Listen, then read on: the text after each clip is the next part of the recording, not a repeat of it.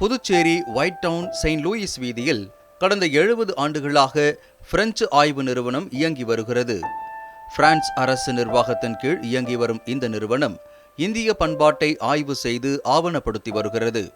அதன் ஒரு பகுதியாக இங்கு ஓலைச்சுவடிக்கென்றே நூலகம் ஏற்படுத்தப்பட்டு 8400 ஓலைச்சுவடி கட்டுகள் பாதுகாக்கப்பட்டு வருகின்றன. இதில் 5000 கிறந்த எழுத்து ஓலைச்சுவடி கட்டுகள், 1000 தமிழ் ஓலைச்சுவடி கட்டுகள், 400 திகழாரி மொழியில் எழுதப்பட்ட ஓலைச்சுவடிகள் உள்ளன. தெலுங்கு, நந்தி நாகரி மொழிகளில் எழுதப்பட்ட ஓலைச்சுவடிகளும் இங்கு உள்ளன.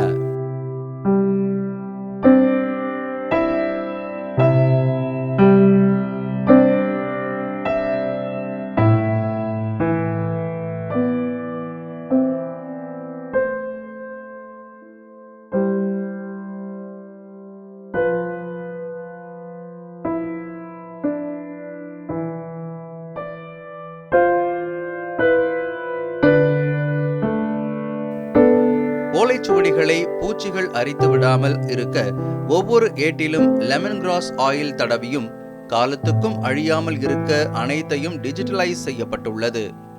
இந்த ஓலைச்சுவடிகளில் 250 மட்டும் எடுத்து அதன் காலம், பிறப்பிடம், அதன் எழுத்து வடிவங்கள், அதனை எழுதியவர்களின் அறிவியல் நோக்குகள் உள்ளிட்டவை கண்டறியப்பட்டுள்ளது.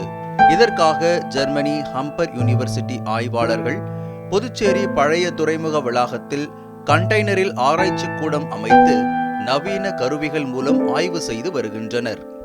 இங்கே எங்ககிட்ட இருக்கக்கூடிய கலெக்ஷன்ஸில் ரொம்ப டேட்டடாக ஆஸ் ஃபார் அஸ் நம்ம பார்க்கும்போது 16th century 16ஆம் நூற்றாண்டை சேர்ந்த ஓலைச்சுவடிகள் வரைக்கும் இருக்கிறதா இங்கே ரிசர்ச்சர்ஸ் கண்டுபிடிக்கப்பட்டிருக்கு.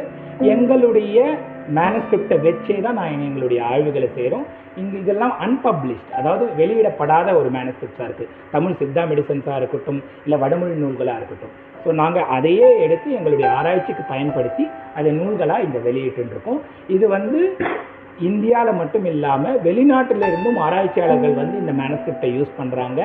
மேலும் பிஹெச்டி ஸ்டூடெண்ட்ஸ் நிறைய பேர் இந்த மேனஸ்கிரிப்டை யூஸ் பண்ணி அவங்களுடைய பிஹெச்டிக்கான ஆய்வு அறிக்கைகளை சமர்ப்பிக்கிறாங்க.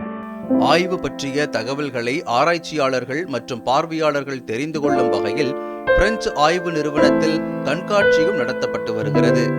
ஓலைச்சுவடிகளை எழுத மற்றும் உருவாக்க பயன்படுத்தப்பட்ட 158 தாவரங்களின் பெயர்கள் மற்றும் அதற்கான மூலப்பொருட்கள், அழியாமல் இருக்க பயன்படுத்தப்பட்ட 18 திரவ பொருட்கள், ஓலைச்சுவடிகளின் வரலாறுகள் உள்ளிட்டவை ஆங்கில விளக்கத்துடன் காட்சிப்படுத்தப்பட்டுள்ளதை ஏராளமானோர் பார்வையிட்டு வருகின்றனர். இந்த எக்ஸிபிஷனில் நாங்கள் என்ன காமிக்க விரும்புகிறோம்னா, ஓலைச்சுவடியை எந்தெந்த ப்ராசஸ்க்கு யூஸ் பண்ணாங்க, ஒரு எழுதுறதுக்கோ இல்லை பாடசாலையில் அதை எப்படி யூஸ் பண்ணாங்க, அது மாதிரி ஃபோட்டோ ஆர்டிஸ்டில் வேலை காமிச்சிருக்கோம். அதை தவிர்த்து ஓலைச்சுவடி பயன்படுத்தும் போது என்ன பொருள் யூஸ் பண்ணி அதை பதப்படுத்தினாங்க, அதை எப்படி ப்ராசஸ் பண்ணாங்க, அதுக்கப்புறம் அதை எப்படி மெயின்டைன் பண்ணாங்கன்றதையும் இதில் நாங்கள் எக்ஸிபிட் பண்ணியிருக்கோம். இந்த ஓலைச்சுவடியில் 2 விதமான ஓலைச்சுவடி இருக்குது. ஒன்று நம்ம நார்மல் பண்ணை, இன்னொன்று கூந்தல் பண்ணை. இந்த 2 பனைக்கும் என்ன டிஃப்ரென்ஸ் இருக்குதுன்ற மாதிரியும் ஆராய்ச்சி பண்ணிட்டு இருக்கிறாங்க. இதை தவிர்த்து இந்த ஓலைச்சுவடி எழுதி முடிச்சதுக்கப்புறம் அது மேலே இங்க் அப்ளை பண்ணுவாங்க, ஒரு கறி பூசுவாங்க, இல்லை இண்டிகோன்ற ஒரு சாயம் பூசுவாங்க. இதெல்லாம் எத்தனை வருஷம் பழமையானதுன்றது FTIR ஒரு சயின்டிஃபிக் அனாலிசிஸும் வச்சு ப்ரூவ் பண்ணிட்டு இருக்கோம். இது எல்லாமே வெளியில் மக்களுக்கு தெரியணுன்ற விதத்தில் இந்த எக்ஸிபிஷன் ஆர்கனைஸ் பண்ணியிருக்கிறோம். பிரெஞ்சு ஆய்வகத்தின் இந்த முயற்சி நமது பாரம்பரியத்தை வருங்கால சந்ததியினருக்கு பாதுகாப்பாக கொண்டு செல்லவும் அதில் உள்ள அறிவை பகிரவும் உதவுகிறது. மேலும் இவை இந்திய வரலாற்று சொத்துக்களை உலக அளவில் அறிமுகப்படுத்தி அதன் பெருமையை பரப்பும் ஒரு முக்கிய முயற்சியாக கருதப்படுகிறது. கலைஞர் செய்திகளுக்காக புதுச்சேரியில் இருந்து செய்தியாளர் ராஜீவ்.